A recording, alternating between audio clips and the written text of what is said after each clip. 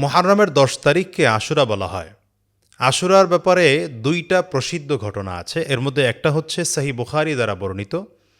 রাসূলুল্লাহ সাল্লাল্লাহু আলাইহি ওয়াসাল্লাম যখন হিজরত করে মদিনাতে গেলেন তো দেখলেন ইহুদিরা আশুরার দিনে রোজা রাখে। নবীজি জিজ্ঞাসা করলেন, তোমরা কেন রোজা রাখো? তো ইহুদিরা বলল যে, ইয়া রাসূলুল্লাহ, এই দিনে হযরত মূসা আলাইহিস সালামকে আল্লাহ তাআলা লোহিত সাগর পার করে ফেরাউনের কবল থেকে মুক্তি দিয়েছিলেন, আর ফেরাউনকে আল্লাহ তাআলা লোহিত সাগরের মধ্যে ডুবিয়ে মেরেছিলেন। তো এখান থেকে আমরা যে ইতিহাসটা পাই সেটা হচ্ছে হযরত মূসা আলাইহিস সালামকে আল্লাহ তাআলা এই দিনে ফেরাউনের কবল থেকে মুক্তি দিয়েছিলেন। আর একটা প্রসিদ্ধ ইতিহাস হচ্ছে কারবালার ঘটনা।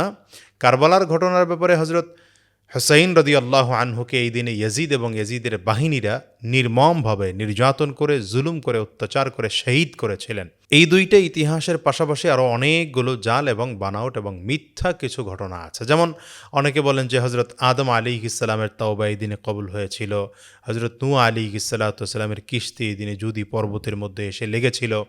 কেউ কেউ বলেন যে হযরত ইউসুফ আলাইহিস সালামকে এই দিনে জেল থেকে বের করা হয়েছিল, হযরত ইউনুস আলাইহিস সালামকে এই দিনে মাছের পেট থেকে বের করা হয়েছিল, হযরত ঈসা আলাইহিস সালামকে এই দিনে আসমানে উঠানো হয়েছিল। এই জাতীয় যত বর্ণনা আছে এগুলো দুই একটা ব্যতীত সবগুলো অধিকাংশই জাল এবং বানাওট। সুতরাং আমরা আশুরার ঘটনা বর্ণনা করতে গিয়ে ওই প্রথম যে দুইটা সহিহ বুখারী দ্বারা বর্ণিত হযরত মূসা আলাইহিস সালামের ব্যাপার আর কারবালার ঘটনা, এটা বাদ দিয়ে বাকিগুলো ওগুলো জাল, এগুলো বানোয়াট, এগুলো বর্ণনা করা থেকে আমরা বিরত থাকবো ইনশাআল্লাহ।